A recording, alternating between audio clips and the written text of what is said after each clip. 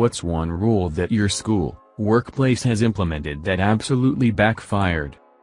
Work instituted a point system for being late or calling off sick.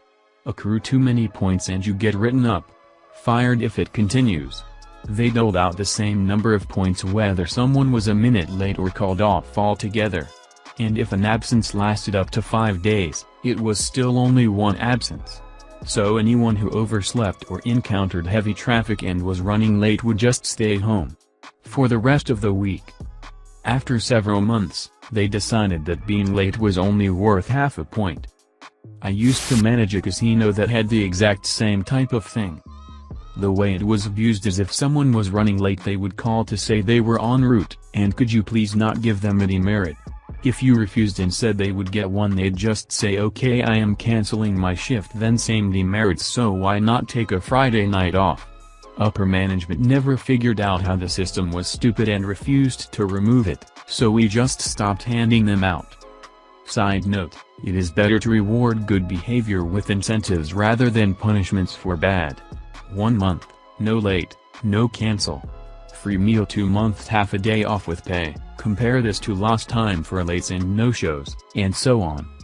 In our office, we're not allowed to have more than 14 consecutive days off. So one guy booked a cruise for a month, booked off 14 days, then 1 day back, then another 14 days off. He called in sick on his 1 day back. Here in the US some people don't even get 14 days off a year. If I remember the statistics correctly, the average was 13 days per year. Edit, after a quick search, public sector is 2022, private is 1315. Edit 2, I'm just posting averages, the range is from the fact it comes from multiple Google results. Many people in the US are replying they have a lot more or less. Keep in mind that this is the averages for all jobs in the US. A few years ago we weren't allowed to stand in groups bigger than 4 at our school because this old teacher told us it was gang behavior and encouraging gang violence. One day my entire year of like 100 plus people got in a massive group screaming gang gang and throwing gang signs on our school field, so they had to bring every single teacher out to try and split us apart for a straight 20 minutes. Best school day ever. Any support call lasting longer than 25 minutes must be reported to higher-ups for review. If you have too many, no matter if it's your fault or not, you get a disciplinary review.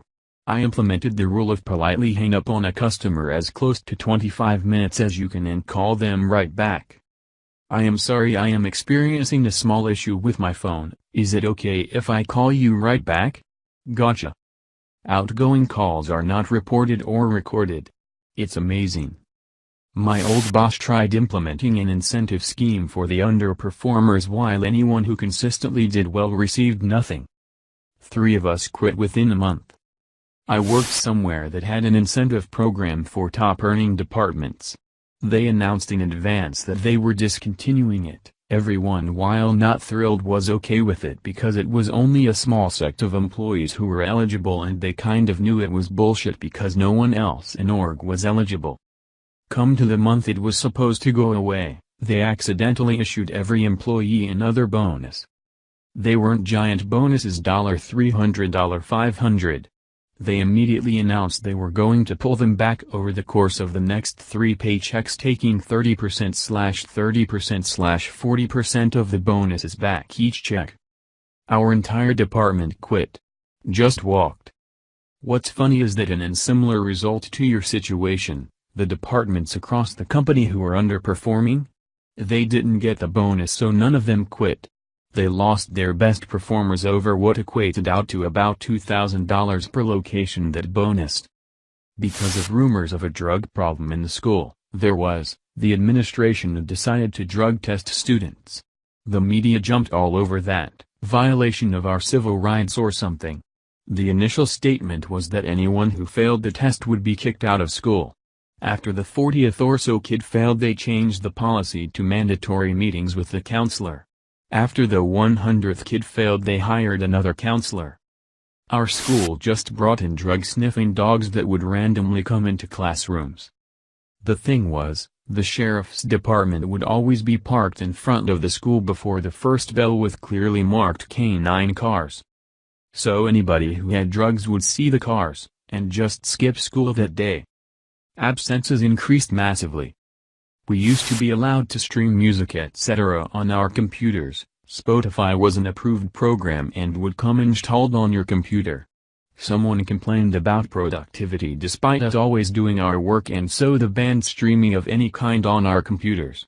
But now everyone just listens on their phone, so you walk around the office and nearly everyone has their phone out now, so it looks even worse when sponsors come into the office. We weren't allowed to be friends with kids in grades above us, but we could be friends with kids in grades below us. That rule didn't last long. My friend worked as technician at a place that did installation for telecom, sound, cable, pretty much anything tech related really.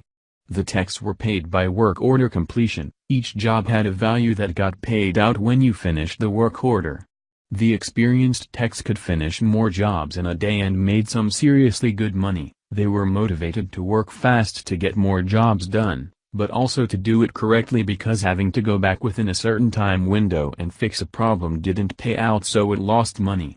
Well, some new management came in and decided to change everyone to hourly wages, their idea to make techs focus on getting the job done right and not rushing it. All the really good techs saw a massive pay cut from it, and immediately quit.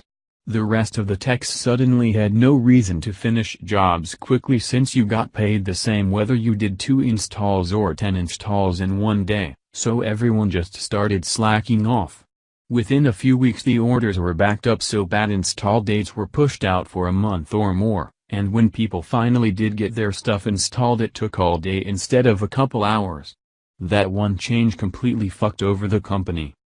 It was actually my rule.